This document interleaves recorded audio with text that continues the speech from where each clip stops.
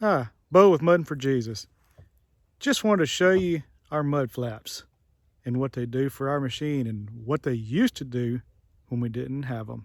So stay tuned.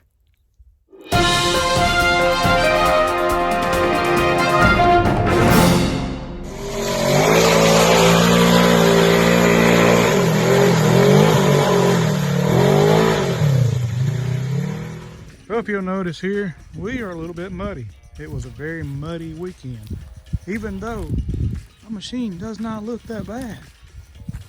Well, you know why? It's because of these mud flaps right here, made by MudBusters. And yes, I have to give them credit. They are awesome. Before we had these put on, the whole cab would be full of mud, and I do mean full. We would have to dig it out of here, out of the floorboards. There's not much in here now. What's in here now? Well, the cat butt is what we put in here from our feet. As you can see, everything is still nice and clean, but yet she's still good and muddy on the outside.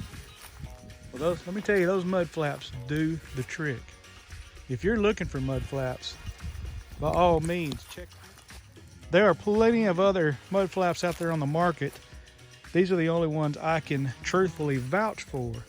Now, there is a local company that makes them, Trail Armor, but I hate to say, I already bought these before I learned about Trail Armor being here and being a local town. And y'all know me, I like to support local, at least the best I can. And I would have had I not already had these. But I'll show you here, see if I can find my cleaner one. Let me see if I can find a cleaner one, but I was gonna try to show you how they mount. It's gonna be hard to show you, I'm too muddy. But I'll show you on around the entire machine. Say hello to Khaleesi. Say you're just an old dog, or you wish you was. You're only about 2 years old. There's her sister Snow. Of course, Snow's way over there, don't want nothing to do with us because there's a cat running around. These are Great Pyrenees. Yep, and that's our cat. One of them anyway. But as you can see, back to the mud, it's not that bad. And most of it is because of the mud flaps. Like I said before, without mud flaps, you wouldn't even see any of this. My chainsaw would have been covered, my back window would have been covered. I mean, it's phenomenal just what that little bit done. And you can kind of see on this side where there's not as much mud how they mount down. These are some Allen heads here and here, and there's a few down in there that you can't see. Of course, you can't see them on the back side.